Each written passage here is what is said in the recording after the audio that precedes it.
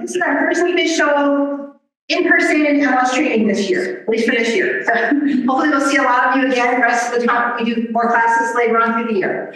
So we're calling this our client communication lab, so to speak. I apologize, we don't have the table set up. They usually have tables set up, but there was a mix-up. We'll be fine. I'm going to go through the initial part of setting up an auto email with you, the different types of criteria that you're going to search through. We're going to make it a little bit fun. Amanda's giving out some cards to help us pick criteria instead of just me randomly throw things there, and we'll kind of help along the way. Once we have the auto email set up, we go through all that. Before I switch over to the one home side of things and your customer side, I'll pause and ask questions at that point in time. So if you could just hold the questions until we get to that first part, then before we move to the second part, I'll take all the questions. Does that work for everybody? Okay. So auto emails, let's do a little housekeeping about housekeeping speaking, which just to bring your attention, we have the anti-crash sign in the front and back of the room, just so that we're all aware. There's something we cannot discuss while we're in the room together. So we've all heard this multiple times over the years, so just keep that in mind. Matrix has a system in place within the searching that you can set up an auto email. So what that means is you can have the system do all the work for you. Once you set up the criteria that you need for your client, the system will go through the system will go through every day and see if the listings match up to that criteria. If there's a matchup, then it can send it off to your client. It saves you the time of having to wait every day, doing your search and then emailing to your client. You can still do that, but this auto email saves you all that time. So if you're not using it, it's really a great tool. It's free. It gives you a lot of time back to work on other things. So the first thing we're going to do is, everybody knows this is our dashboard, and we're going to go into the MLS right here with the MLS button there. And I'm already logged in, so it brings us over here. So the first thing I suggest when people are trying to figure out how to do auto emails, what does your client want? What are they looking for? That's what you need to know, because if you do it too generic and too fast, you're going to end up sending them like 500 properties, which probably would be too many for most people to look at. So you want to narrow your focus down as much as you can. And I'm going to hit on some different pieces of criteria that are like affect the price point of the property, so that'll help narrow your search down. So that'll kind of work us through it. So we're going to start with a search, and we're going to stick pretty much in residential today, but it works the same if you're doing a rental property or an income property or a lot of land. The only difference is the criteria you're picking, but the setup and the way the steps you go through are all the same. So it just makes it easier. We'll just stick with the residential since it's more robust right now. So we'll start with a search. Now I'm going to do it this way first, and I'm going to pretend that I just have a brand new client. Okay, somebody I haven't worked with before. I have not put them in as my contact because maybe you're working with them and you're just starting out. So this will show you. You can start with the search. You don't have to start with the contact side of things and putting the contact in. You can start with the search and add the contact afterwards. Because a lot of people their brain works out. You have to just start with the search. Now, Amanda passed out some index cards or little cards with numbers on them. Anybody who has a number 1 on the back of their card, I can hold it up. Okay. You reverse it. I wrote them in orange, not me that we this one. But Amanda can walk down and see what it says or take it. Single family. Single family. Okay, so we'll start with a single family home. So we have active checked off. We're going to stick with the active, and we want to narrow it down. My client's looking for a single family. Okay, who has a number 2? Okay. What did yours say back there? 10 million or more. What does it say? 10 million. 10 million. Oh, okay. We're going to go with a hot one right off the bat. So we're doing a price point of 10 million or more. So that brings us to a little issue right here where it says list price, current price. A lot of people, especially if you're new, you don't know what's the difference.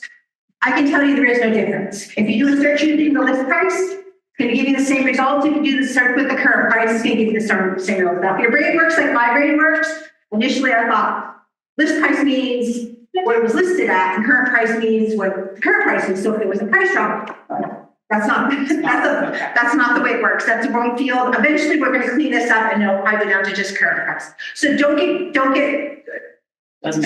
stuck there. Yeah, it does not matter which one you use, because I've done searches both ways. I get the same exact results, same product. So I'm just going to go to current price and we said 10 million or more. So 10 and then 1, 2, 3 for the million part. And we do the plus obviously because we want 10 million or more. And how many do we have down there? Bottom 160. So down here at the bottom, picture thing here. Over here, you see this number down here? You want to pay attention to that number as you're developing your search because you want to keep bringing that number down. So we're sitting here at 160. So we have 10 million, 160 properties that are 10 million or more. Okay, so who has the number 3 card?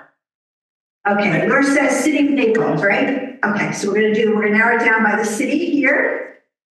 Naples. And we're gonna do a couple other searches, so don't get concerned that we're just doing one and you're gonna have to remember it. And also for purposes, just so you're aware, we are recording this class as we're doing it. And afterwards, later, videographer will put out a recording, so we'll be able to offer that over to you afterwards. So we have Naples for the city, and let's see, our number dropped down, only to 142. We're still up there. Anybody else have a number 3 card? Development, Pelican Marsh. Okay, so that we can't use development and city at the same time, but we'll come back to the development. I think I need to go to number 4. What's number 4? Let me have a 4. Okay. Living area, 3,000 square. Okay, so we're going to do the living area, 3,000 square feet or more. So we do 3,000. So you see how I'm building the search based on what? So here's a little hint or tidbit, and if I ever have time, I may try and do it, is make a little cheat sheet for yourself to sit down when you're working with a client, the same, just make a generic one. How many bedrooms are you looking for? What's the price range? Do you want a pool? Do you care about waterfront? How many garages? The things that affect the price that matter to them, then you can, once you have that little cheat sheet, then you can come in here and just check it all off. Does that kind of make sense? You'll see as you go along, there's certain ones that affect the price point.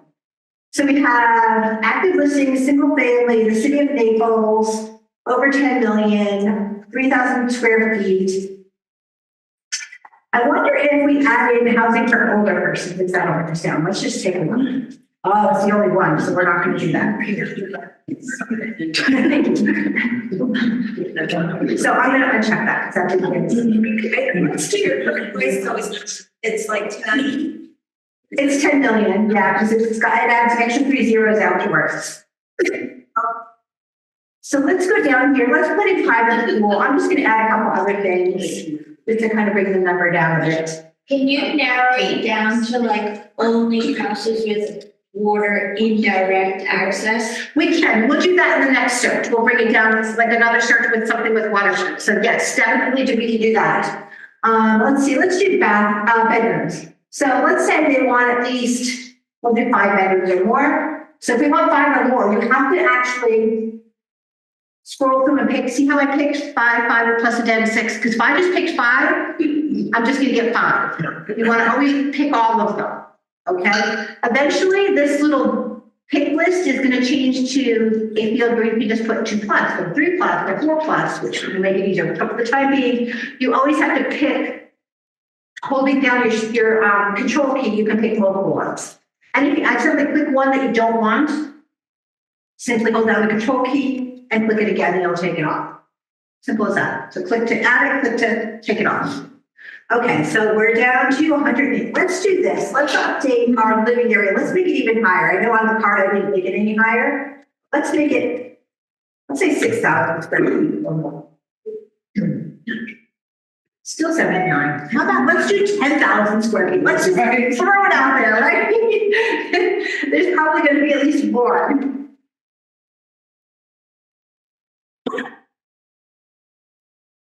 We have 10. Okay, so I narrowed it down that way.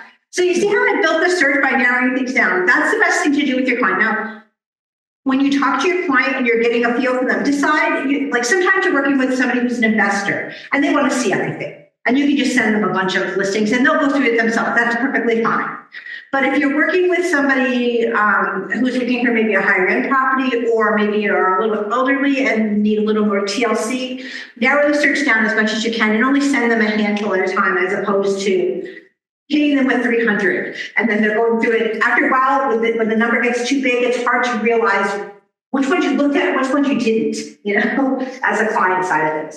Okay, so we're going to stop here at 10. That's our first search we built to 10. So once I go to get the 10, I go to the results. We always hit the results button to see the 10 on here.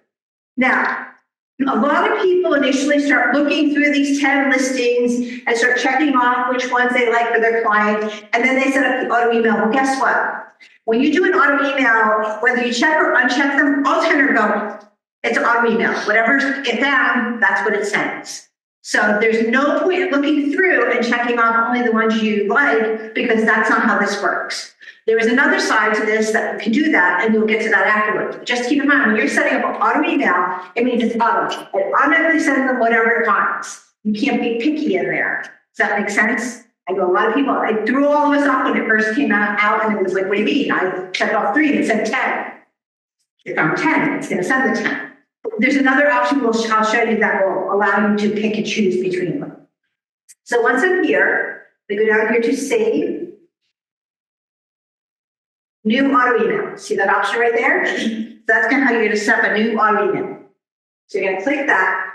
And while we're here, you have the option to do a new save search. I will tell you the difference between a save search and an auto email. A save search saves the criteria of your search. You know, that piece that I just built. It does not send anything to a client. It's strictly a tool for you to use to save searches, but it will never send anything to your client. The client will not see anything. So a lot of people get that one confused. They'll do a save search and go, I set up a save search. My client's not getting anything. She did a save search, not an auto email. They're two different. Does that make sense? I kind of call like a save search is just like a holding pattern where you can put things in. So we're going to go over here to new auto email. And this is the screen. That's how you know you're setting up the auto email. So I said I'm working with a brand spanking new client, somebody I don't have set up in here. So I'm going to go over here and I can create the client right on the fly. See that? Now, some people will take the email address of their client and pop it in there, copy and paste it. Copy and paste it over into the box. You don't want to do that because the system can't, it'll work. It'll send the email to your client, but the system can't track it. So you'll never know if they opened it, if they viewed it, you won't see any of that stuff. It needs the connection with the contact. So I get it. A lot of people, it's just easy, copy, paste it. It just makes it easier if you set them up in a contact. Anyway, if you send them one email, they're probably going to want more from you. So why not just start off right away, put them in as a contact, then you have that information, and you don't have to go digging back through your emails to report. So right off the bat, send it and set it up in there. Nobody else can see your contacts, only you can see your contacts, so you don't have to worry about that. Create a contact. You only need 2 pieces of information, name and email address. That's all you have to set it up. You can put more in there, but you only need those 2 pieces. And we're going to do, we'll do Alexander Hamilton. The girls all laugh. I have this presidential thing going on. I had George Washington. I have Thomas Jefferson. I'm listening to a podcast called The Very Presidential that tells you about all these secrets about these presidents. So sorry, but kind of interesting. So we're going to set up Alexander Hamilton here, and I'm going to put in my email address. I'm going to use my home address just so that it doesn't get caught up in my knowing that I have a Matrix email address. So all I did was first name, last name, email address, okay? Now, what if you're working with a client like a husband and wife or a significant other or a partner or 2 people who want the same information? You don't want to have to set them up two times. You don't want one contact and another contact because then you have to set up 2 searches and every time you have to update it. You don't want to do it. So you can simply do over here and just say, let's just say, I know his wife's name was Eliza, but I don't check that out. I'm just going to say Mary. So I can just type in the first name here. And then if they have 2 last names, you can put 2 last names here. And as far as email addresses, you can just put a comma and a second email address. So what that will do is when you connect your search to it, it sends it to both email addresses. Yes, right? It makes it way easier, way simpler. Both of them are getting it at the same time. Both are getting the exact same information. Saves you from having to track 2 of them. Okay, so that's how you do it. You put 2 names and then 2 email addresses in here. You put a comma. And if you're not sure, when you go here, it tells you to enter more than one, use a comma. So it makes it really easy for you to check your answer. I'll go back in here and stick in my email address. Okay, so then I hit the save button and it drops it in there for me. Yes. You have two different last names. You just comma and then. Or you just put the space, last name, space, last name. Yeah, it's really for your records, not too much for them. Oh, In the text document. Okay, so we're gonna go through all of these. So we have my contact in there. It's going to, there's the email address, Alexander Hamilton and Mary. I can CC. Now, here's the thing. You don't want to CC yourself because there's a box right underneath here that says BCC me a copy of the email. So you as an agent will get a blind copy automatically.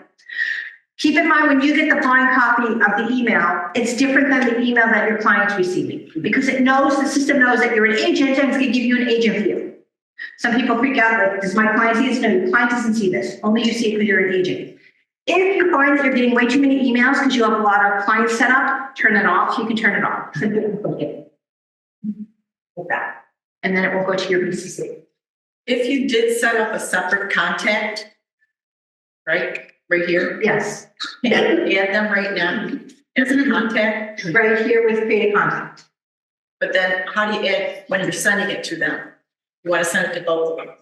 We did it when I did this one, I set up to Mary and Alexander. I put both names In one contact you did. Yes. So what if you wanted two contacts? You can't do two contacts. You can only do one contact at a time to each search. So you did one contact with two separate emails? Yes, you can do one contact with two separate emails. I only put one email address in there, but you went two email addresses. Can you put that? It's double the work. So you're going to create the new contact and you put the first two first names in the first name box, last name in the last box, or two last names, it doesn't matter.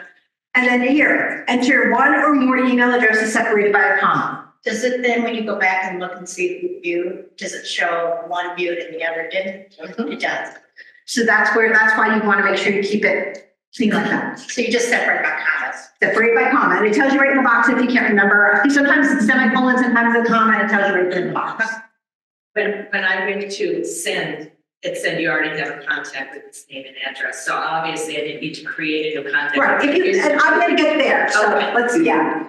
So everybody good on how to do multiple names and email addresses, because that's important, because sometimes we find people can create two of them and then it gets all mucked up and they're trying to fix it. Okay, so we have it here. If I already had somebody set up and I just wanted to create another search, you can do the little drop down and you'll have your other people set up in here. And if you click more, it'll show my whole entire list. I don't have too many set up, but you can see all of them here. And I can pick from that, like if I decided that I was sending it to somebody instead of Alexander, I can pick a different name. If you already have them set up, you would drop it down that way. Okay, so because some people, what they do is they'll do the contact here and they'll CC the second person there, but then, like she asked, does it tell me when they do it? No, you put a CC on it. They're not, part of the contact. So that's how we do that. You have to put a subject. So anything yellow, we have to fill it. So we have to assign a contact to it or put an email address and we have to do a subject. So I'm going to call this $10 million loans. Okay.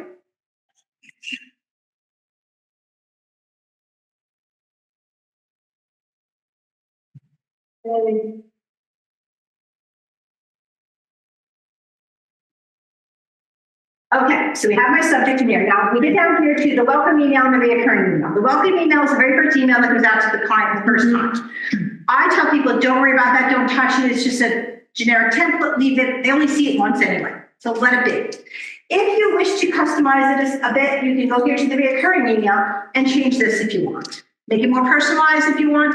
And after the first initial email they get, they'll get this reoccurring message of a more personalized one. So if you feel like personalizing, do the reoccurring one, leave the welcome one. It's only a one-time thing anyway. Does that kind of make sense? Okay. Down here, it's giving me a list of my criteria. And then down here, we have enable concierge, show the contact, reverse prospecting, enable the favorites. So I'm going to get back to that settings box in a minute. I'm going to go to the schedule. So when I set this up, it automatically checks off daily, Sunday through Saturday in the AM. So that means, and the first thing in the morning, the system will go out and search your criteria. And if it finds a property that matches, it would send an email to your client first thing in the morning. And that's it. Then later on, the next step, let's say something comes up later on in the afternoon that matches the criteria, they would get it the next week. So it would be every morning. So that's a good way to do it. They're not getting inundated with emails.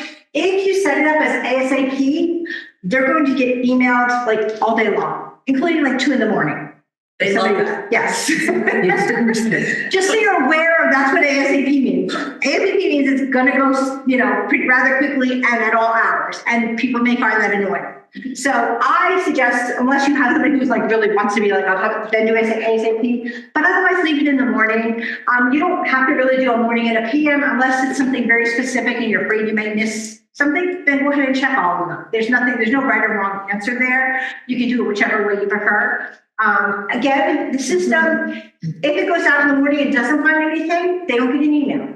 So even though it's checked off 7 days, if it only finds one listing that whole week, they only get one email. It's not like it's emailing them every single day, every single time. So you don't have to worry about that part. Does that kind of make sense to you? Yeah.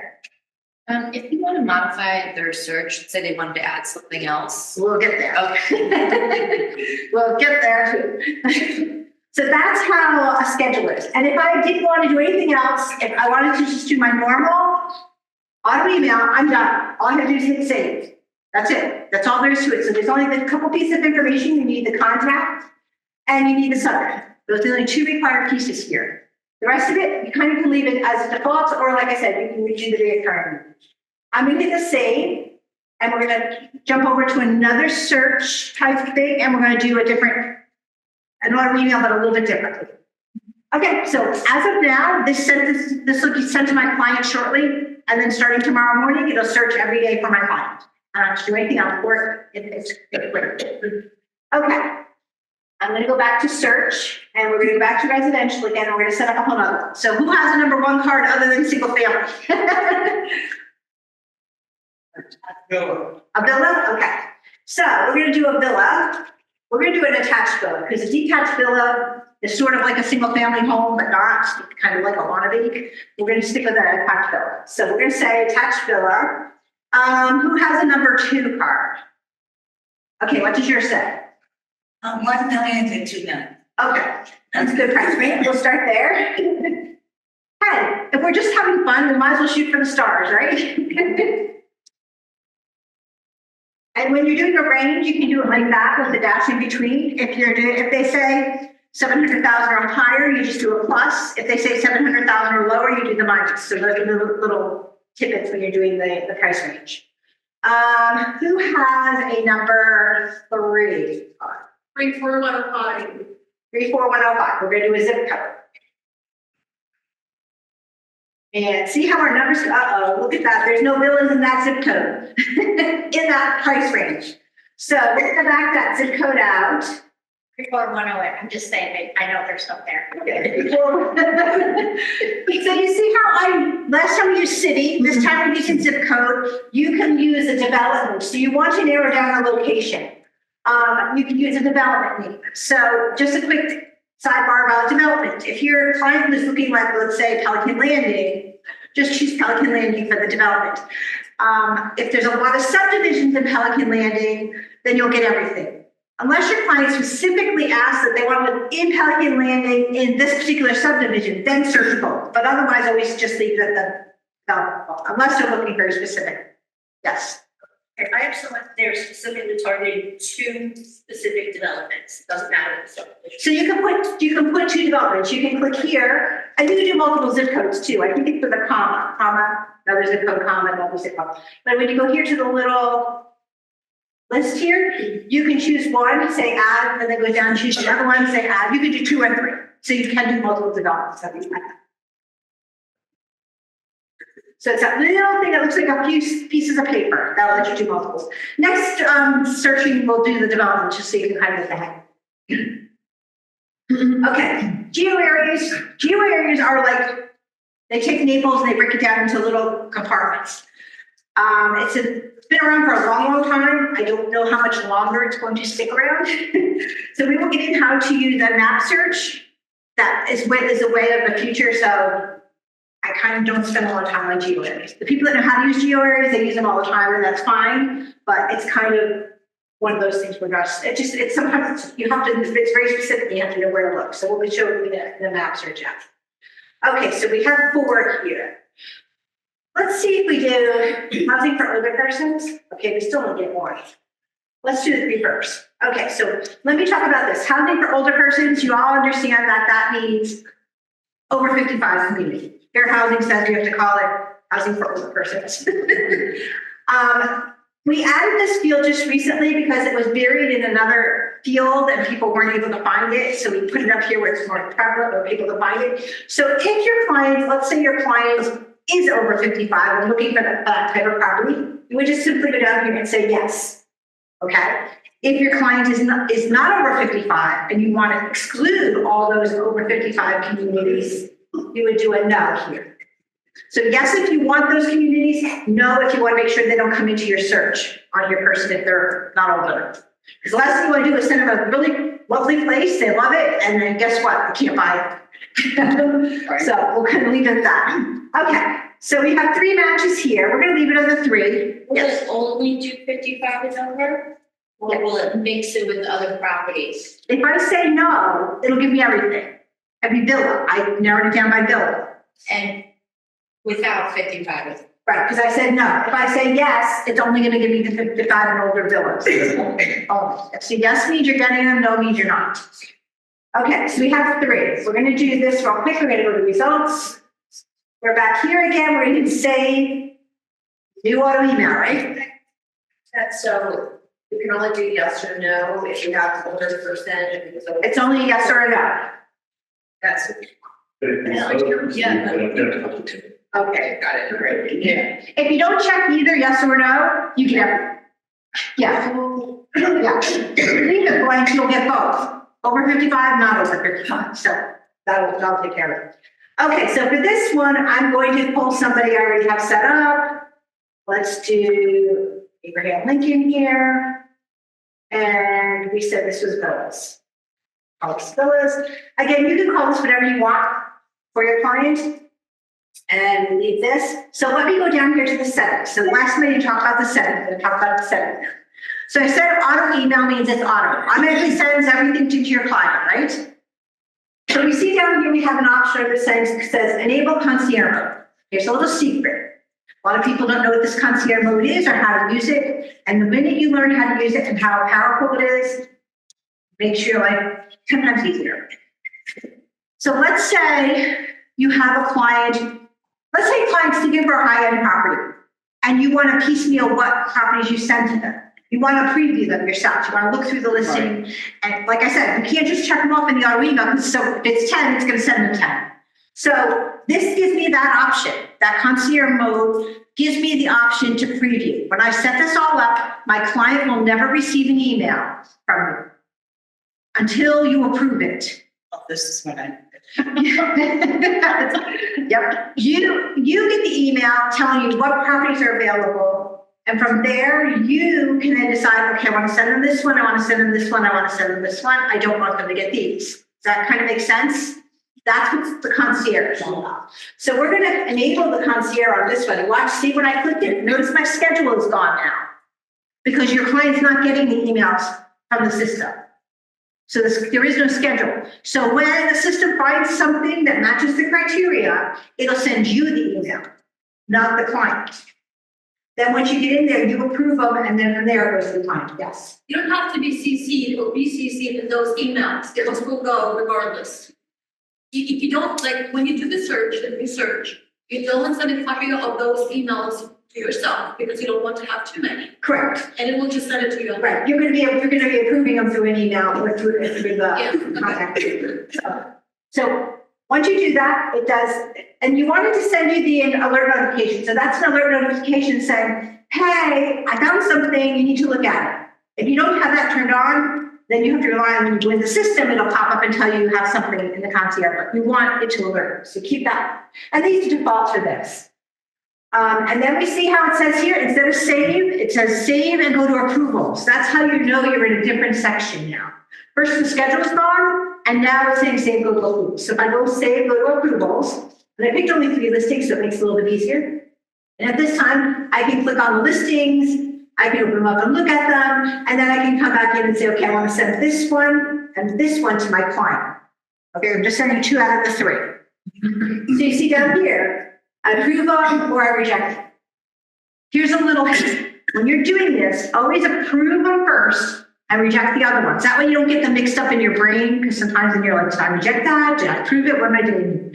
Approve and then reject. Because I've done that myself. Like, I just did it. So once I find the 2, I check them off and I approve them. So now those 2 go off to my client. They're gone. They're over to my client now. I have 1 left. The one can sit there. I call that like I call it a bucket. It's a virtual bucket. It's just putting it in a virtual bucket for you. It'll stay there. The problem is, as you keep accumulating through the searches and it's sending you properties, you might come back in and there may be 10 in there now. And that one that you already looked at, you won't know which one it was, right? Because it's mixed in with all 10. So I say, as a good housekeeping rule, when you're done, after you've approved them, just go back whatever's left. If it's 1, if it's 10, whatever it is, and then just hit the reject button. And that kind of empties the bucket. So that the next time it finds it, you only have to look at the new ones. You don't have to worry about what you already looked at. Yes. I used to have all my customers or clients set up with concierge, and all of a sudden it stopped coming. Did something happen with this new system? No, but there are a few things we can check later. You can give us a phone call. We can look through your settings to make sure it's set up. Okay, so once it's rejected, you retrieve. Yes, so rejected does stay like in a, okay, so here's a couple of things too. So let's say I rejected these 2, and let's say 3 days from now, there's a price reduction on that particular property that I rejected, okay? It'll pull it back for me to look at again.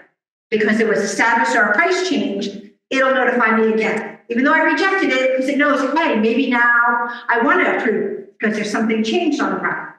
So even though you rejected it, it's still part of your criteria. Yes. So, all right, I want to be clear on this. Reject just means I've looked at it. It doesn't mean that you're no longer interested, or it doesn't mean you're no longer interested. In your mind, those are the ones you don't want to send to your client. And it'll pull it back if something changed, like if there's a price change or a status change or something. Okay, so we cleaned out those 3, we're done with that. Now the concierge mode is set up, and the next time somebody matches my criteria, it'll send me an email telling me to go in and look at it. All right, we're gonna do another search. Quick question on the concierge, is there a way to personalize or customize a note that goes along with it, or is Up at the top where the recurring and the welcome, it's the same thing up there. So you can customize to be a current one. It's the same little. and that note? Yeah. And so let me just, before we move on to another search, let me tell you the main difference between an auto email versus a concierge. So you don't want to make yourself crazy and set every single client up as a concierge, because those are a lot of listings you're going to have to approve, right? So you kind of have to use your own judgment on which one you want to set up. And you can always switch it later on. If you set something up as an auto email and decide you want to move to concierge, it's an easy switch. I'm not going to get into the nitty gritty of how to do that, because that's something you'll never remember when the time comes. And you can just pick up the phone and call us and we can walk you through it in like 2 seconds over the phone. It's something really easy to fix. So the main difference between auto email and concierge with your client. So if you have a high-end client, somebody who's looking very picky, very high-end properties, and you want to be perfectly sure that what you're sending them is exactly on their list, because as we all know, not all listings reflect what really is in the list. Like, I say the listing is only as good as the agent put it in. Okay, let's leave it at that. So sometimes you have to preview the listing yourself and double check and make sure there's no glaring errors in the listing, and you send it to the client and they'll be like, here's a perfect example. You have a client who wants a single family house and somebody mismarked it as a condo. So you now send it to them, they're like, why are you sending me condos? Somebody marked it wrong, not your fault, but the system doesn't know and sends it off. Where doing concierge, you can find it, type of thing. So if you're doing a high-end client, you really want to personalize what you're sending them, concierge for sure. Here's another example. Somebody, like let's just say they're elderly, and if you do an auto email and they get 20 or 10 listings in that email, they're going to call you, you're going to be on the phone for like 10 hours. They're going to look at each and every single one of them.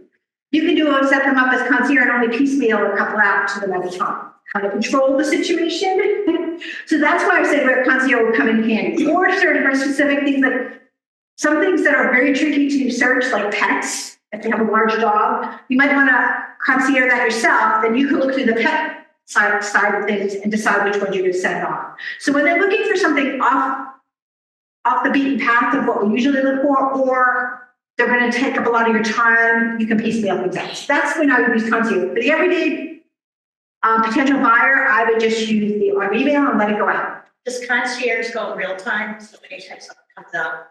No, it doesn't go real time. It goes when you approve it. So, but my question is, does it come to you to approve? Right, yes, it comes to you real time, correct. Okay. Yes, the approval emails come to you real time, but when, it doesn't go to your client until you approve it. So it could be a lot. There's a lot Yes. more inventory.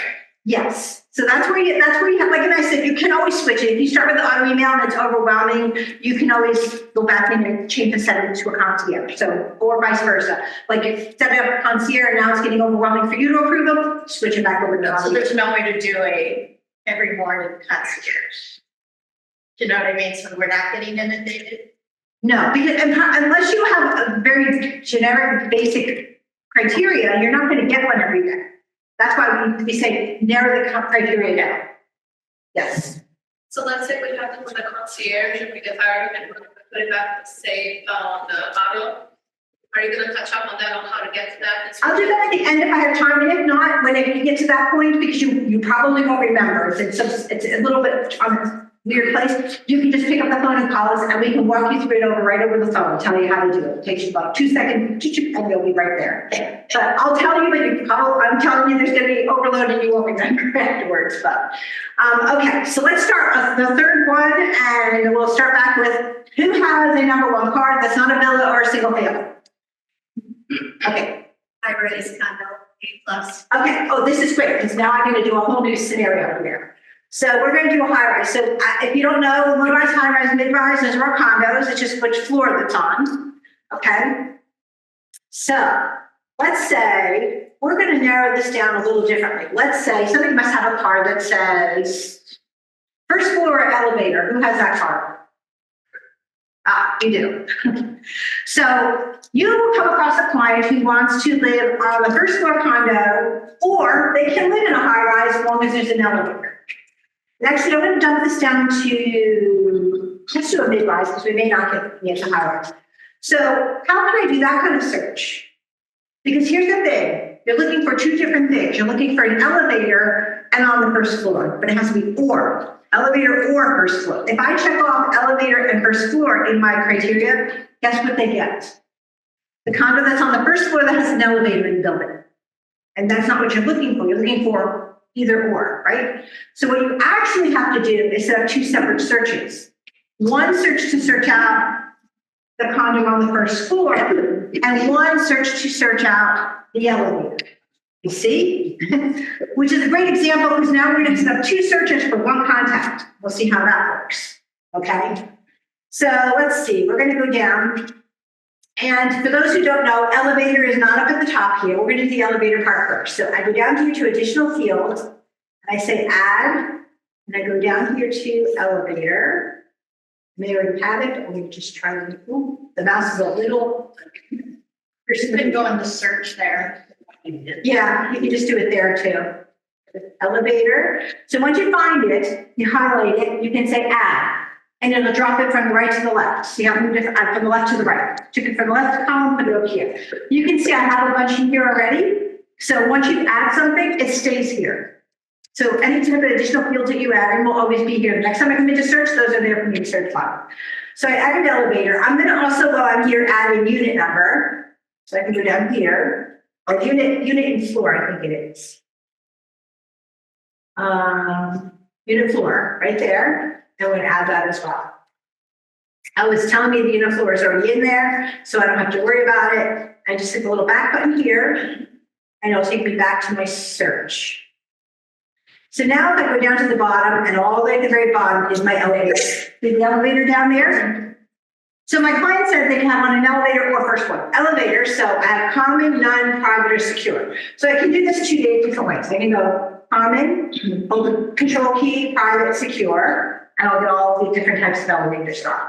Or I'm gonna How uncheck. did you get on that page? Sorry. When I hit the back button, it took me back, Right. and it dropped me up here. Unit In your one, search. okay. So you just scroll all, and it's always at the bottom. I just have them have all things there at the top. So we can also do none, so no elevator, and then say the not. So give me all the things that, Don't. yeah, so either logic works, so it's just as easy in this case, there's only 3 to choose from, to just hold the control key. So I have common, private, and secure. So let's see how many we have, 29. Okay, maybe we'll narrow it down by, we'll just do the city of Naples and see how many. Now we're down to 12. Again, 29 isn't that bad if your client is fine looking through them, but just like now we can narrow it down by an area. Okay, or let's try this. Instead of City of Naples, we can also go over here to the map and zoom in on the map. Okay, let's just say they want to look over in this particular area here. There's a little tool up here, draw radius, draw a polygon. There we go. And I can just, once I choose a polygon, I can just draw random shapes. Okay. I'm just going to make a funky shape here. So the map allows you to search, and we have none. No properties came up. So I'm going to delete that shape just because we have a very specific. Firewall. I don't want to restart the computer while we're in the middle here. I'm going to delete the shape. And get back to, but you can go anywhere on the map. I can draw as much as I want to in the polygon. I can go to a whole big section, maybe from Vanderbilt Beach. How did you pull up the lead? How did I pull it? Why did you pull that up to delete? Start over. I just clicked on the map tab at the top right here. Okay, and that pulls up the lead. So the shape, I know how to do the shape. I'm just wondering how you did delete. Oh, okay, I'll show you real quick. When I go back like this, let me go here, like to the bigger area. Let's see if we got anything. You need that red dot. Oh, we have one home. See way over here in the vineyards? There's one home that mapped with that. If I want to get rid of the shape, I just hover by the red dot and then delete it. Okay, so we're going to go back to the results now. So we have 25. Anytime you want, like, let's say, okay, I want to refine my criteria a bit more. I can hit the criteria button. It saves wherever I stopped off. I don't have to start all back at the beginning. You see how it's saved mid-rise, it saved my elevator. I'm going to go back to the top of the City of Naples. So you can go back and forth between the tabs up here, between the results and that and the criteria, and not lose where you are. All right, so we have 12. Again, we're going to go results. And this is just the elevator, okay? And we're going to say save, new auto email. And I'll pick a different person this time. Let's do Tom Cruise. Okay.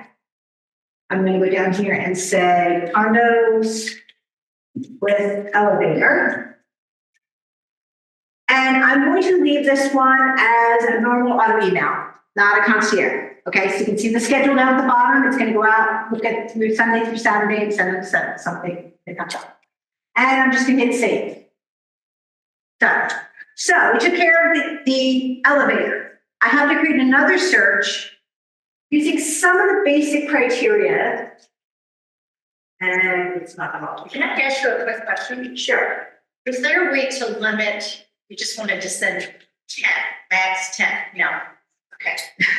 So it's either all or concierge. Those are your two choices. That's it.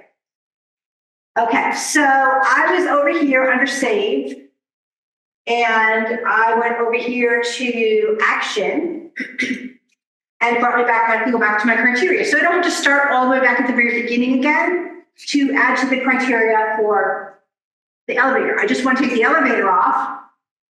Okay, so I uncheck these.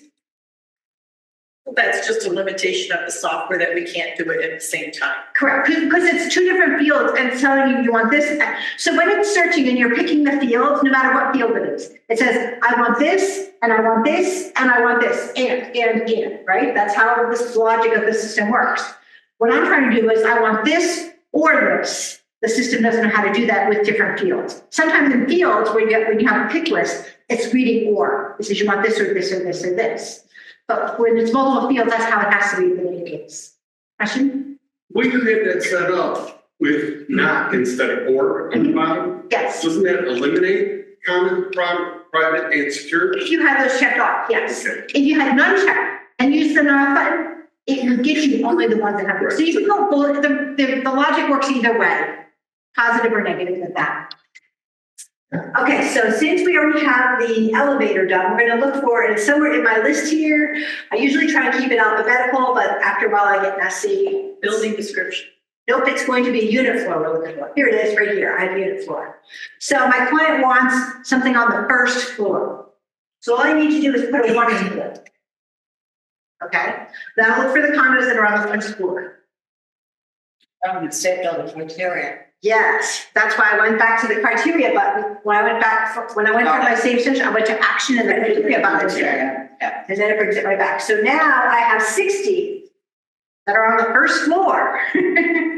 Okay, and in Naples. Okay, so I'm going to leave it at that. We can narrow it down, but we don't want to mess up the other search we already have, so we want to keep everything the same. So we hit save, and I sent that one to Tom Cruise, right? That was to my contact list. So I'm going to do the same thing. I'm just going to pick him again. Notice I didn't have to set up another contact.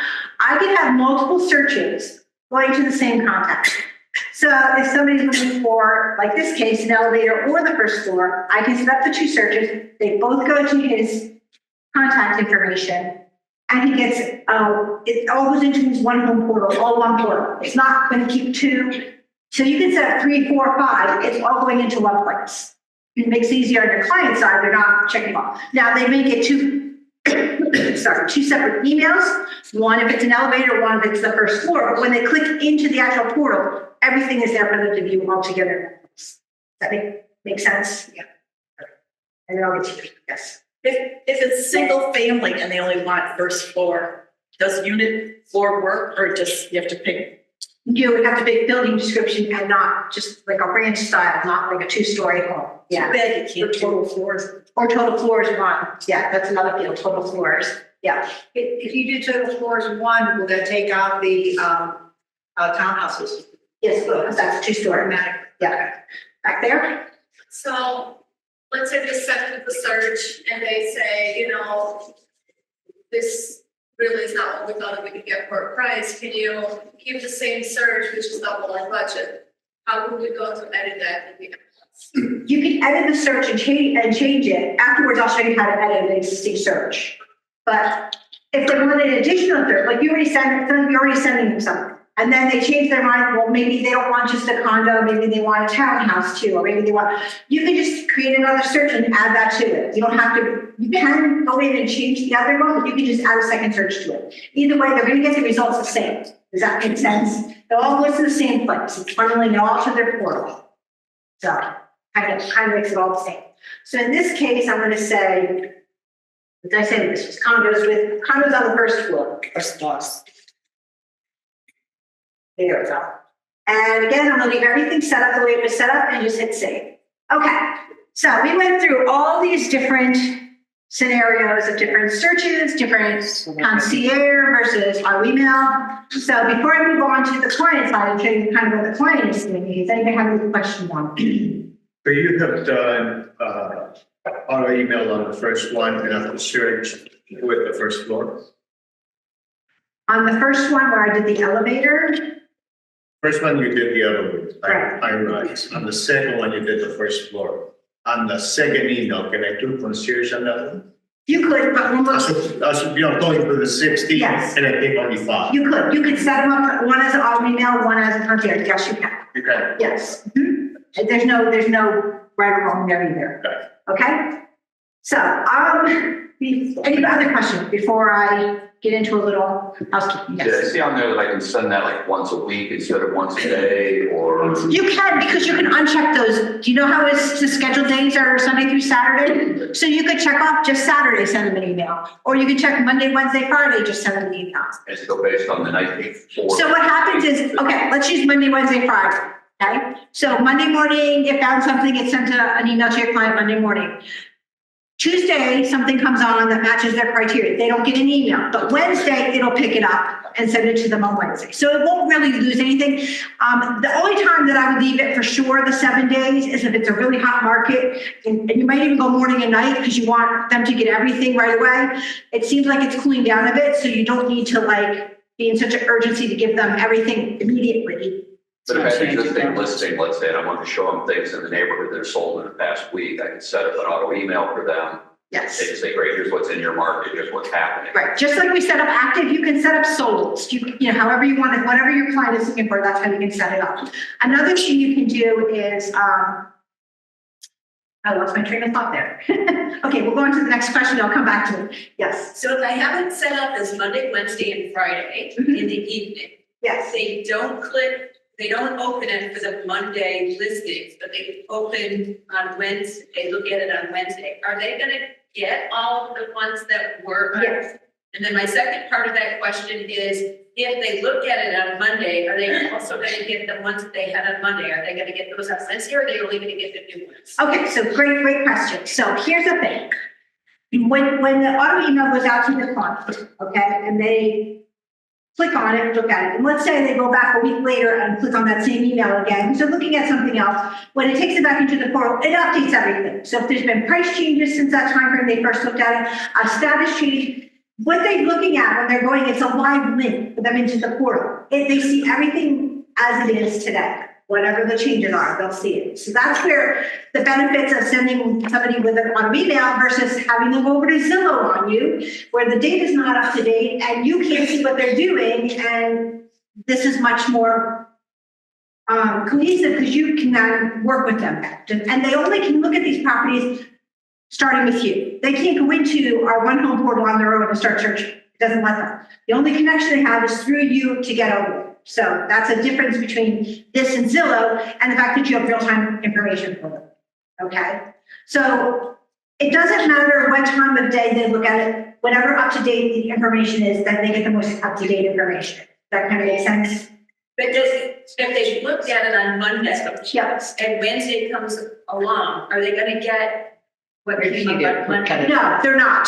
So it only sends them the email when there's new listings, a status change, or a price change. Right. So if there were no new listings, but there was a price drop on listing, they'll get an email for that. Okay, and let's say also you have the auto email going to your client. Okay, it's going, and you're doing some searching on your own, and you see something that they might like, but you're not sure. It may have already gone to them in the portal. So do you want to send it as just a regular direct email? Yes, you can, because you can send that same property to them 10 times, they'll get 10 separate emails, but when they open it, they only see it once. It's only in there one time. It doesn't like duplicate it 10 times. So even though like I sent it today, I sent it tomorrow, I sent the same property over, when they open the email, it's only showing them that one property. It's not showing them that one property 10 times. Does that make sense? But kind of back to her question, I think, I send you three as a listings on Monday. Right. And you don't open it for whatever reason. There are two different ones for Wednesday. You see those two. Do you ever see the three? Before? Everything is in the portal. Yep. In the portal, you see it. But Yep. not as separate. The alerts are for whatever's going on for those particular days. Does it remind them to go in and see previous ones they may have missed? I'll show you all that in the next section. Yes. Okay, so what kind of lag time is there from MLS to Zillow? Because a lot of times I get, I go on Zillow all the time. I don't need to search. There's a lot of lag time, and there's a lot of missing. You can ask my two MLS teammates here, how many times we're emailing Zillow about issues? Yeah. Yep, I mean, it's even though we're sending the data to them, they pick it up wrong. They have this new piece now that says, what is it? It's something like, look here, or something new, something special. And it has an AI component that's looking through your listing and giving like key things. And like one agent emailed me and says, it's saying I have a 3-car garage. Clearly her listing says 2-car. The picture shows 2-car. Everything in her listing said 2-car, but Zillow was kept tagging it as a 3-car. And we had to keep going back to them saying, I know it's AI, but turn it off for that. Yeah. So there are a lot of issues on the Zillow side of things, and Realtor.com too. We send the data to them It's a third party, every 15 minutes. They get the data. They don't update it that often. They update it when they update it. We have no control over that. They're not vicious with HOA fees on Realtor.com. Well, we'll get it. Oh, that was one we forgot to do, but I'll get back to that. Yes. Question, okay, I have a situation, someone's looking for a bundle of community. So, Yeah. yeah, I know, so I was trying to do this last night. A lot of bundled golf properties are not listed as bundled golf communities, so now I want to put them on like a concierge go for. Maybe after, and we'll talk about that separately, because yeah, golf gets us, we go down a rabbit hole with golf, we're not gonna do that. Yeah, HOA fees, so that's a great point, I didn't bring that, let me do a quick real search with HOA fees, because that's something that's very common down here. Okay, and I'm just gonna wing it real quick with that, so then we can move on to the consumer side. So let's say I have residential search, and we're going to just make it a price range of, let's do 700 to $1 million. Okay, good, get off your feet. And then you can start throwing candy out to everybody. So we have 2,479. I'm gonna narrow it down some more. So my client is looking, and I'm not gonna be very specific with the community. Let's just say, let's say all of Naples, okay? Just because we're not sure which community will fit in their price range. That's where we're going like this, right? So what I have to do is go down here where it says additional fields. I have to add a field in to get the H. So keep in mind HOAs, there's a master HOA, there's an HOA, there's social, there's all kinds of HOAs. We're concerned about the reoccurring, the one that the person who's buying the house has to pay every single year. Okay, we don't care about the one-time fees because that's a one-time and you can deal with that. But we want the one that's going to affect their month-to-month. It's 11 o'clock. So we're going to do it this way. We're going to go here and we're going to go down to the, and I may have it already added in, but I'll just go here and go just shuffle it in there. So it's called total reoccurring fees. Okay, so if you didn't know that, you would never find it.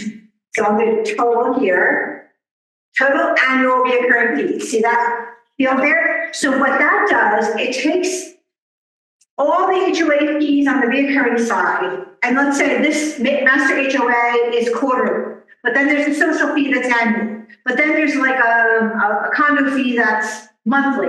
It'll do the math on the back end of the system and come up with the annual number. So that's the number you want for your client, because in the end, it doesn't matter what these all are. You just don't want to exceed their budget, right? So I'm going to say total annual reoccurring fees. I'm going to add that in.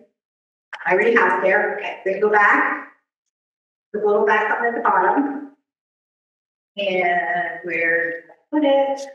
Here it is right here, total annual reoccurring fees. Okay, so my client has a budget of, let's say, we'll start with $500 a month for HOA fees. Can't go over 500. So it's annual number, so I have to do 500 times 12. So that's $6,000 a year, right? So you can put in 6, and then the minus, you need the minus. If you don't put the minus, I only get the ones that are exactly 6,000. Right. So I'm going to do the minus there. Let's see how many that brought us. 480. Let's check that. Now, let's say I dumped it down. Let's say they only want to pay $300 a month. 300 times 12, 3,600 a year or less.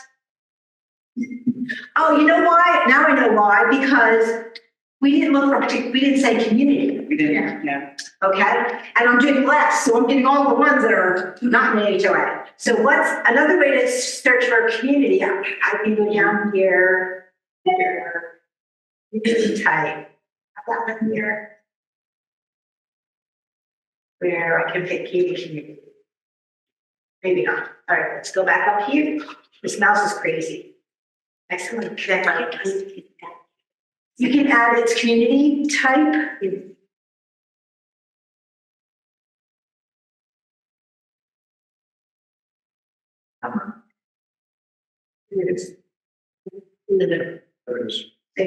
Yeah, I also want to do that.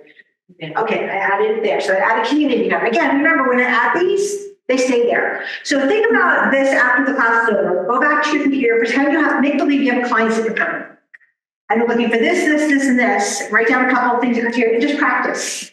Practice what we were talking about. Do a concierge, do a email to yourself, but don't use your email that you have registered here with Matrix. Use a different email, because the system gets confused when you're trying to set that up, because it's saying, oh, you're an agent, here's your email, and then you're trying to set, and it goes in a circle. So just use one, but pretend like, and do add these different fields, because like I said, once you add them, they stay there.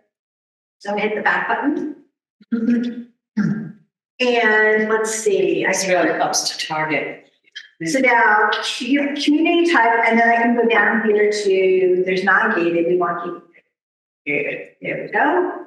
And now let's see what we're down to, 64. Okay. So there's some gated communities that maybe aren't, don't require HOA fees, but still not bad. So that's how you would do an HOA fee. Does that make sense? Remember, total annual recurring fees, and I'll cover everything. That we don't have to worry about, they have a master, you'll see that. So that brings us back, circle back to what Zillow gets for the HOA fees. We're kind of unique down here where we have all these different fees. And a lot of these third-party sites don't know how to handle master versus this versus that. And I keep trying to tell them, just pick this field from our fee. We give you this field, just take this field, you'll have the actual number, and you'll be good. They don't want to listen. So it's like, eventually they'll pick it up, and that's the actual number. So if you're ever not sure, that's the number that people should be. And when you look at a listing, and let me pick a property real quick. If you look at a property, and we go down to where the HOA fees are, over here. See how it breaks it out annually, quarterly, there's 2 fees here. It tells you right here, that's the total, 2,600. So it's always in the listing for you. It's always there. So but that's how you search by it. Question? So is there no way to pick up the non-gated HOAs under certain? You can, just don't check off gated. If you check off gated, if you uncheck gated, leave gated unchecked, and put what you want for the amount, it'll get the unchecked. If do they want specifically non-gated, or they don't care. It's a good question, though. Some people want non-gated. Right. So if they want non-gated, that same place community type where I pick gated, there's an option for non-gated. So if you choose non-gated, you're only going to get non-gated. If you don't choose, you'll get both. But is that a required field to check when you're putting in MLS? It is. It is required field, so they have to fill that in. Yes. There's 2 categories, ungated and the manufactured homes. Can you do 2? No, manufactured homes are a property, are a type of like single family manufactured home falls under there. Okay, because I saw it under the type of communities too. It's just The whole manufactured. and that's been in there forever and ever, and I don't know why. Because There is gated. So let's talk about manufactured homes for instance, that subject come up, just so everybody's clear on. In the MLS, the only types of manufactured homes that can be listed in the MLS have to be on real property. So if the manufactured home is on a piece of land that is leased, they have to pay a lease fee to the community. It cannot be in the MLS. You're not selling any actual land. You're selling the manufactured home, and you need a different type of license to sell that. It's not a real estate license. So the only manufactured, like if somebody has a half-acre lot and they have a manufactured home on it, fine, that can go for less. If it's in a community and you're paying $700 a month lease fee for that lot that the home sits on, you're not running the walls. There's no real property associated with it. Does that make sense? But they are, so they are. I mean, I just.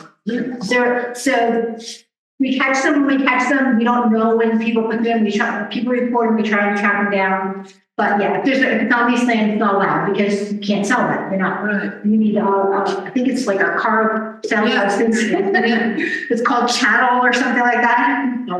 Okay. Yeah, I have a real life situation. I have someone that's specific, that's one's first floor, but does not want to be on water. She said fear of the gators with her little dogs. So is there a search field for? Now let's see, that's a tricky one. So waterfront, there's a waterfront yes or no. So just say waterfront no, but include like ponds. So yeah, if they say waterfront no, it would include the ponds. Like it would pick up those. Yeah, because waterfront, you say waterfront yes, you're picking up lakes, ponds, golf, rivers, whatever. You just hope that agent put that in there. So therefore you may need to use the concierge mode for that client. See there? Real life case. Okay, one more question, then we're gonna move on to the client side of things. Yes, or customer side, back there.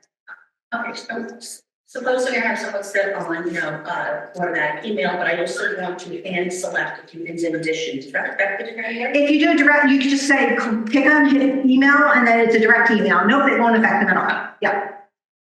Yes. What if the client does not accept the portal either? Okay, we're gonna get into that side. That's where we're going. on the customer side of it. Okay, so we'll do the customer side, and then the very last at the end, I'll show you if you need to make changes into the actual email itself. Okay, so we'll save that for last. So I've been emailing this stuff all morning, plus I also had these clients set up previously. So let me give you a little hint. You notice all the times I did this, I set the client up with their email address. I know that for a fact, when we moved to one home,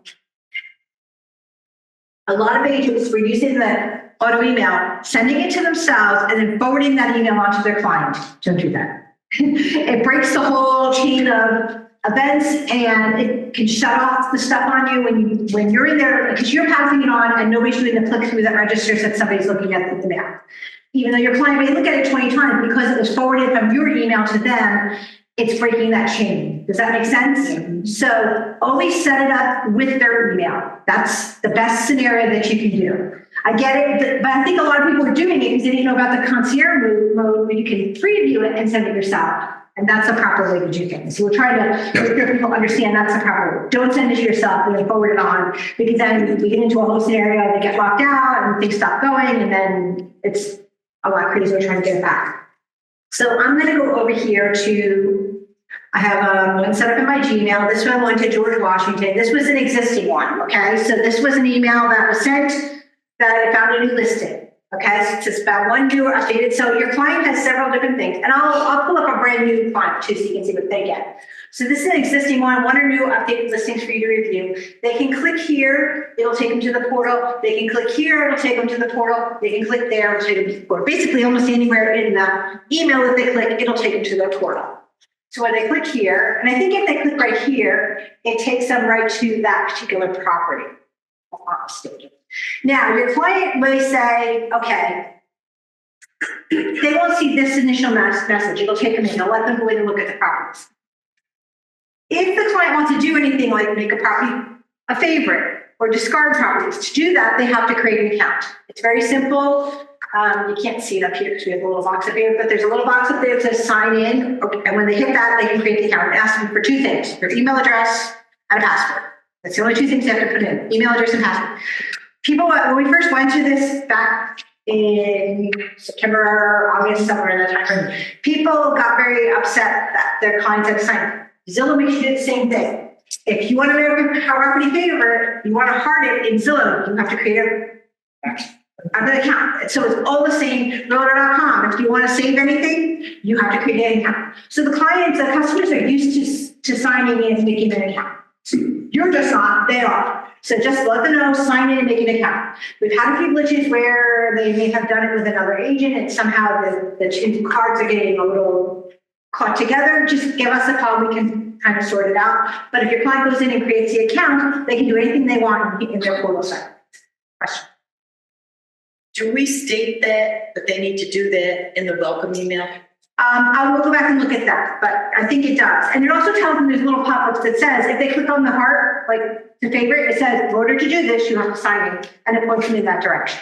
So if they just follow the screen, it's pretty simple. So I'm going to go back here to all my listings. And so see, this is similar to what you see in Zillow, right? And you go through any of these and look at these. So that's what the client is seeing. They can go here, and if they want to, like I said, if they want to, I already made. So it's saying, haven't seen you before. I'm on a different computer. If I was on my regular computer, it would know that I already have the account. So this is kind of what it's going to say. It'll say sign in, and I would just sign in, and see right here it says, I think it knows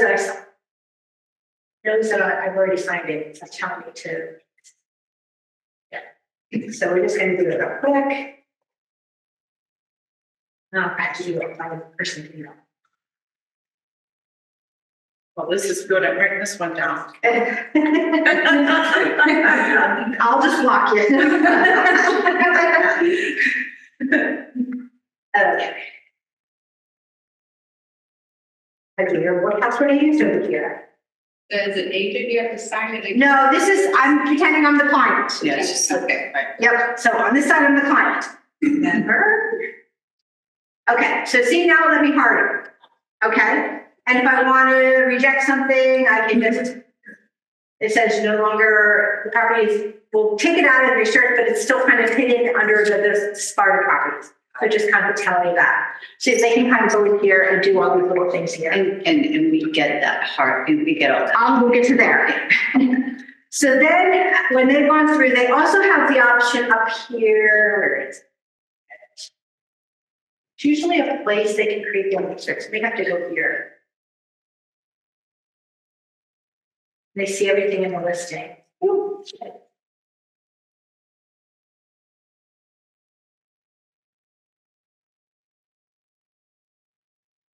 Okay, so they have an option at the top there. See where I said buy rent? And there's an option for a new search. So they can create a search in here themselves.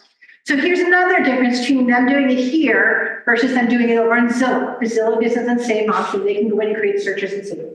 If somebody creates a search here, and let's say, I zoom in,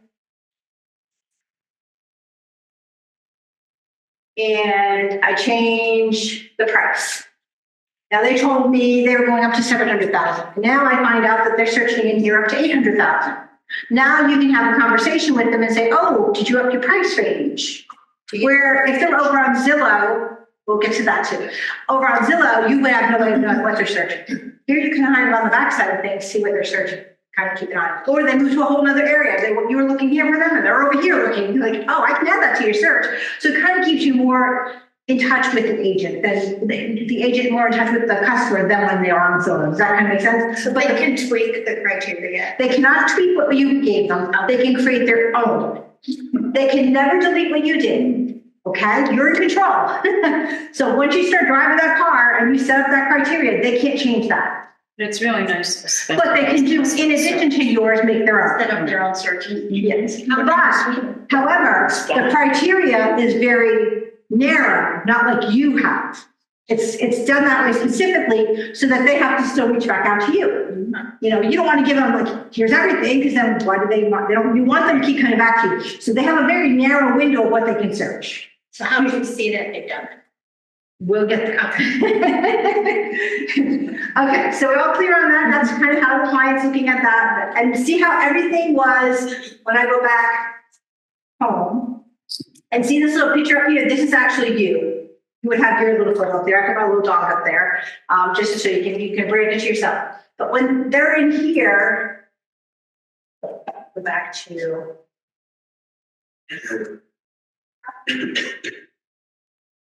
Okay, these are the ones that favor. So I can see this. I will show you how you can get to their portal to see their stuff and some other things like that. So are we all okay so far? I'll show you, you know what? I'll show you an email real quick. The welcome email. Close this one out. And condo on the first floor. This is one we just set up this morning, right? Okay, so this is the initial email I get. Okay, see how it's different than the one I showed you before? This is the welcome one. This is the one they get the first time. Let's see. It does not say, it tells you. Doesn't say that. Nope. So you can add that into the welcome if you wanted to yourself. Like I told you, you didn't have to, but if you felt like that, you want to just put that in there to say, hey, by the way, if you create an account, you can save things, make your own searches. And then you can also put that in the reoccurring one to that as well, so that they know. Are they getting the email in promotion? Or are they getting it right? It all depends on whatever email they're using. We have no control over that. Mine is just, I'm sending it to my Gmail account, so Yahoo will handle it differently, and we'll get everything in. So it might go to John. So look here at the email address, even though it's saying it's coming from me as the agent, this is the actual email address it's coming from. So if you're having trouble with the client, Yeah. take that email address and have them make a contact at it. That happens a lot. Well, I haven't had an issue with Gmail, but you can take that contact email address and they can put it in their Now, here's the problem with that though. They'll put it in there with your name, right? And they're working with you and everything's fine. Then they decide they're not working with you, they go to you. Well, then when they get an email from you, it's gonna have her name. It's saved in their email under her name. Nothing wrong with that. People freak out all the time. They're like, oh no. Like, okay, it's just tell your client to delete that and then you'll be fine. Or sometimes in your phone, it'll say suggested contact is blah, blah, blah. And especially on an iPhone, and if you hit OK, and it'll associate that generic email address to a random name. And you're like, hey, saying it's this person. It's not, it's still connected to you. It's just in their system, in their context. So just kind of be aware of that. And if you get stuck with that, just give us a call. We'll kind of walk you through that part. So yeah, that's the welcome email. Can I ask you a question with that? In the past, people went home, they'd have to go in and click something in order to start to accept receiving the auto emails. Yes. Is that happening now? So this here, we'll get to there's a part where you can now text them and things. So down here, see this unsubscribe button? Please. So here's a couple of little housekeeping things when you first set up a client. Very first time you set somebody up brand new. First of all, explain to them, do not click that unsubscribe button. You go down into the hole of darkness and you will never come out. We've been round and around that with people because it unsubscribes them from the whole entire system, not just from you. Yeah. And sometimes people don't realize that, and what they've done is they've been working with another agent, they don't like the other agent for whatever reason, and they just go unsubscribe. And then 2 months later, they decide they're going to go with somebody else. Well, not realizing they unsubscribe from the entire system. Oh, wow. Yes. Yeah. Wow. Yes. So, and then it's not something it's not an easy fix. We can do it's not an easy fix. You can do it's something they work with Matrix to get back on the good list, not the bad list. So that's why explain to them, don't hit the unsubscribe. If you want me to stop sending you an email, I can stop the emails. Just let me know. Like, explain it to them. That's one housekeeping. Second rule is, once you send an email off to them, give it a day, and then go in and I'll show you how you can see if they viewed it or not. If they did not view it, follow up with a phone call. Say, hey, I sent you that email yesterday. Did you get it? Because if it did go in your junk folder and you wait a week to call them, you'll never find it. It comes from one phone. It comes from that email address that says Southwest Florida, Southeast Matrix. Southeast Matrix. Mail.com. So, yeah, if you need that email address, just shoot us an email and we'll email back to you. Mail. Yeah, and if you send, like I said, remember practice at home, send something to yourself, you'll have that email address.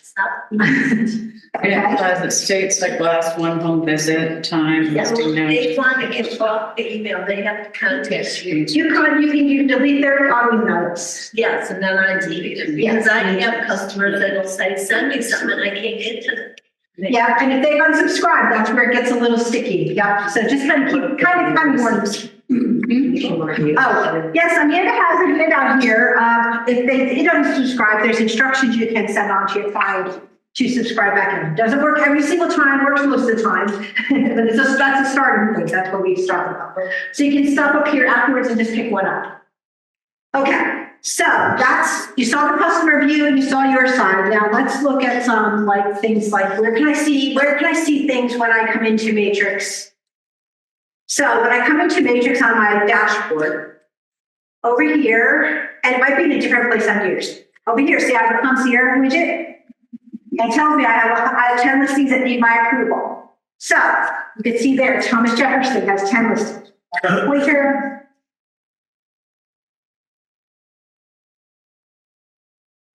Okay, I'll try it. It doesn't work on the TV. Keep it over there. See, Thomas Jefferson has 10 waiting for approval. So up until this point, Thomas Jefferson doesn't get any emails. Okay, they're just sitting there in that holding pattern till I go in. And again, I can go in here very simply, and there's my 10 emails, and I can work through them. I can check off and look at them, and then I can go through and just go, we'll just send 3. I'm going to approve those 3. And off they've gone to them, and now I have 7 left. There's a quick click the top button, that gets all 7. I don't have to do it 7 times. And then reject them. And now I clean that up. And now my message is gone. See, I don't have any more sitting in my concierge. So that's how you get there. Recently used contacts, and see there, I think it was George Washington. Just so I'm clear, so that's concierge box right there is the only place you receive the notice. If you, it automatically defaults to send you a notice, but you can leave that clicked. When you're setting up the concierge, one of the checkboxes says, send me an alert notice that I got something.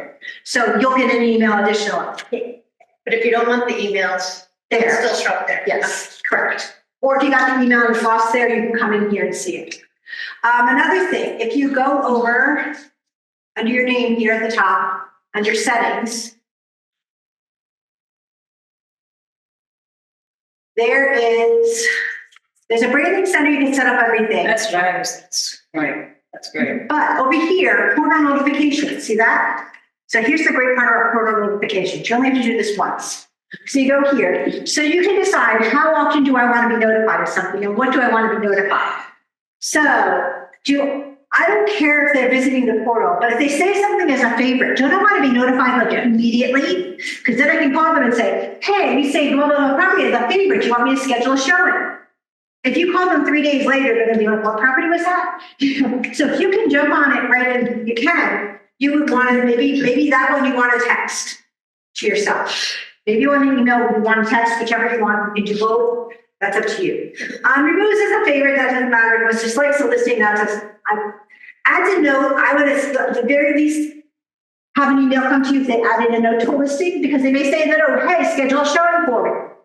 But you would know if you didn't go into the system and look and see if they left you a note.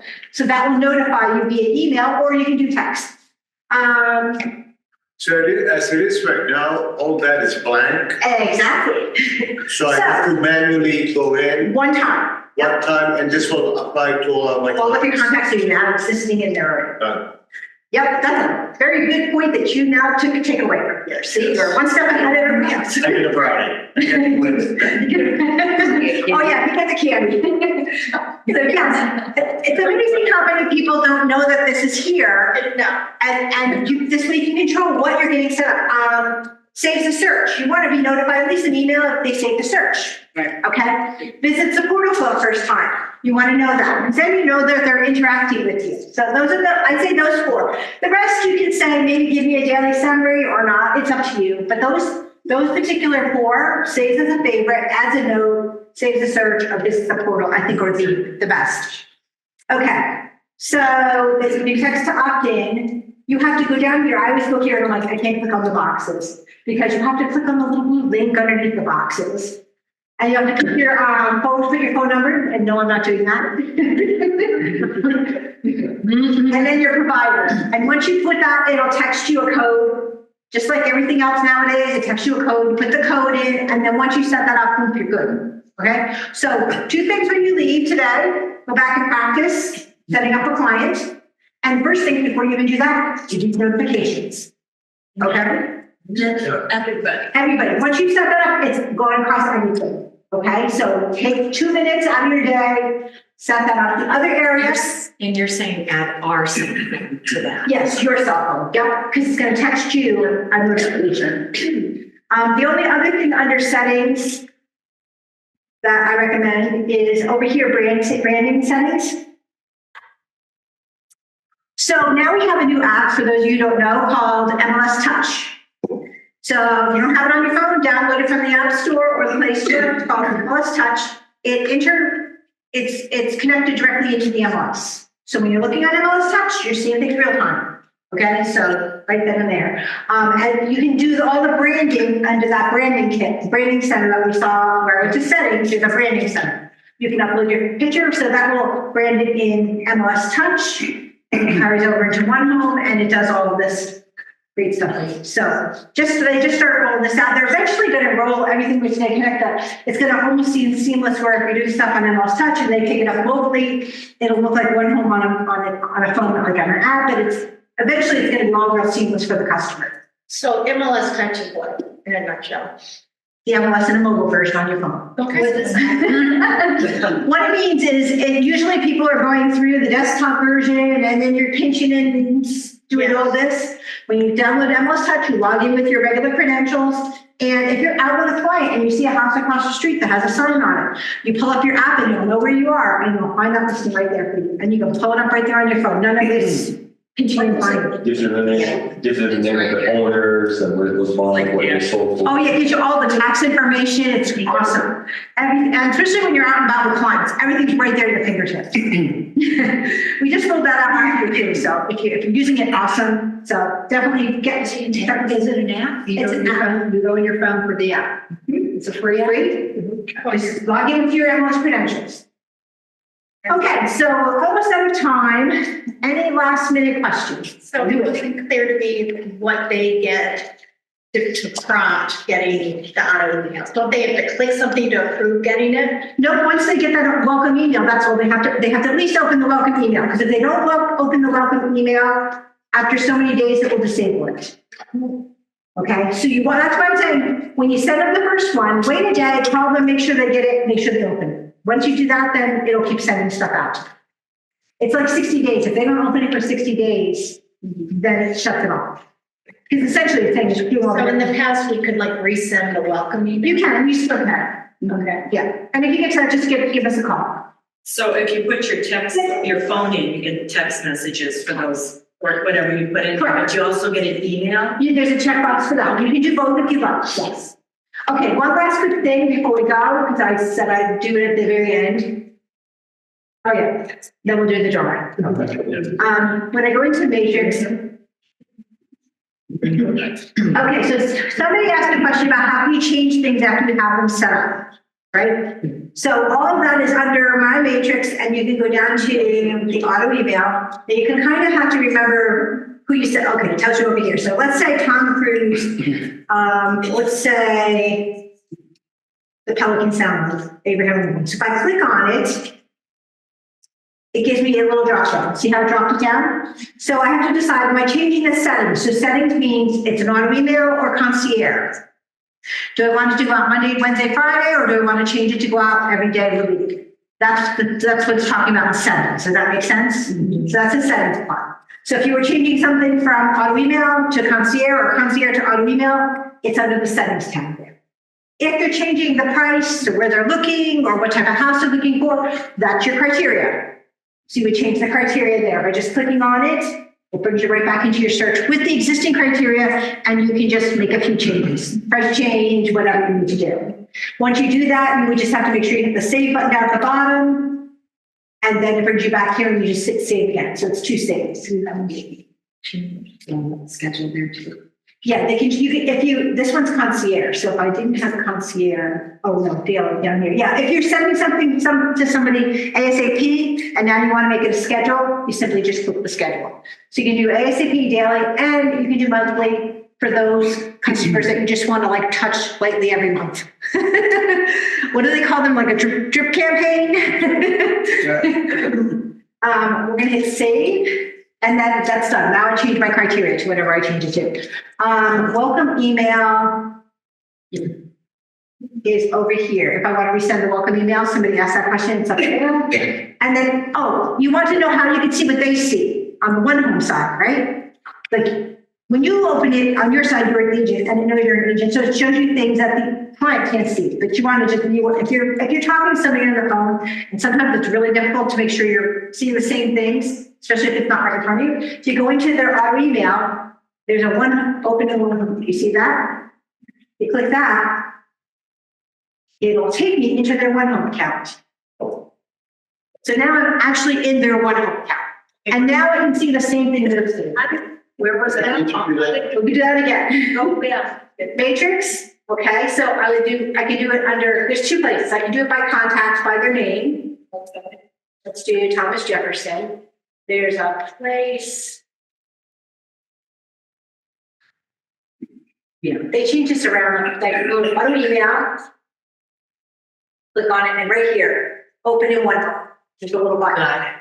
When you hit the One Home button, then it opens it actually in One Home, and you're seeing what the client sees. So, like if you're on the phone with them, go into their auto email and hit that One Home button. And now you're on the same page, and you see everything in the same order that they're seeing. Does that kind of make sense? Now, if they say schedule a showing, you can't do it from here. You got to go back to the agent side of things to do things like that. But at least it keeps you when you're having a conversation with your client to make sure you're seeing all the same things. Can I see notes if they put notes on If it? they put notes, yep, and you can respond back to the notes. Does it show if they started their own search? It would appear under My Properties or under Buy Rent, and they would have any saved searches that would be up there. So we just click on their save search and we show you. So basically, you're seeing everything they're seeing. You're just limited, like, before, I think in the old portal, you used to be able to go and check things off from them, like, oh, this is okay, this is, and I think it got a little confusing to the client, whether they checked it or you checked it for them, you couldn't tell. So they took that kind of capability away from your side of things, and like, if the client has to do all the checking. Okay. Thank you. Wait, Are you guys, are you doing like follow-up trainings to this and the, So, okay, so first let's do the drawing for Starbucks, and then we'll talk about what's coming up. So that We had a question, anyway. She has another question. Who? Right here. Oh, yeah. Do you want to go over or do the initial first, you know, send them a bit over 10,000, you want to send it free specifically, but also instead of our, you know, at the same time, that there was a workaround to do that? So set up an auto email. Yeah, so say like, you know, you want to show 3 houses that weekend, so you don't have to send them 10. So you have to do the concierge. You have to set up as a concierge and only send the ones that you want to send. But then can you, so it's not one fluid step where you can also set the email. Okay, yes, that's where you said that there was a way to do that. No, when you set up the concierge, and let's say there's 10 listings sitting in there, you can send them off the 3, and you can leave the other 7 sitting there, and then come back in the next day, maybe approve 2 more, and then maybe go to the next day and approve the 2 more that are sitting in there. They're sitting just kind of in that holding pattern, but you can't, it won't do it automatically. Well, you can do the concierge, and then if you Or you just have to set up as concierge and go in and edit it and make it. yeah. And then change it back to normal. It's an easy flip of a button. It's not a matter of having to pick all that criteria again. Who had a question? I think somebody had a question about if you need to stop somebody from getting an auto email. There is an option. The chair and I forget how we turn it off. They changed buttons on here, and sometimes you have to go like through different gyrations to complex. If you click to the bottom.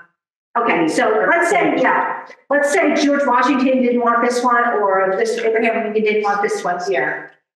I just check it off. That's now. This is just getting rid of the auto email, not the client. So the client will remain in your contacts, because you don't want to really delete the client, unless the client's a real pain and you want to delete them. So then you would just hit delete down here. Or do you want to disable it and it saves it? 2 different options. So delete is when you, let's say you're working with a client, they bought a house, yay, you're done. Then I would delete it, because they don't need it anymore, right? They bought a house, you're done. If they didn't buy a house, it's the end of the season, they're going back up north, I would disable it, which means it'll stop them from getting an email, but all that criteria that you cultivated and created stays there. And so if they call you a week, 2 weeks from now and say, hey, I want that stuff again, you don't have to go recreate it there. You can just then go back in and enable it. And it's a simple switch of the button. If you get to that point, you just call us and say, hey, I disabled this, how do I enable it? We can kind of right over the phone how. Yeah, we use it, but we might like $1,000, and if that's from property, so you just change that criteria. Exactly. And you start the auto. So delete gets rid of it completely. So I use really cautiously, because once it's gone, then we can't get that criteria back. But if they bought a home, there's no reason to keep it. At that point, we would get rid of it. So, all right, do y'all learn at least one thing? Yeah. So you're going to do your portal settings, and you're going to go practice and make up 10 clients, right? Yes.